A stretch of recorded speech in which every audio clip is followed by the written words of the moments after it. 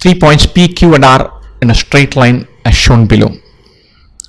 The distance between P and Q is 3.8 into 10 power 6 meters. They seem to be celestial bodies, or at least something on a map, not something on a notebook.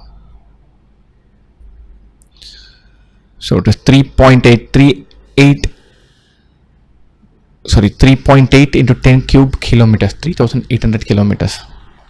The distance between Q and R is 4.1 into 10 power 7. We want to find this distance. So it is 3.8 into 10 power 6 plus 4.1 into 10 power 7.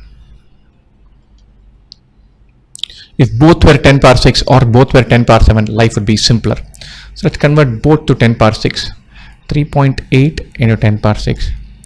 This is 4.1 into 10 into 10 power 6. Or this is 41 into 10 power 6. If we add these two, 44.8 into 10 power 6 or 4.48 into 10 power 7.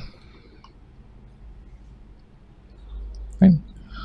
44.8 into 10 power 6 or 4.48 into 10 power 7. One of these two. This is not 4.48 into 10 power 6. This is out. 4.48 into 10 power 7. That's the answer.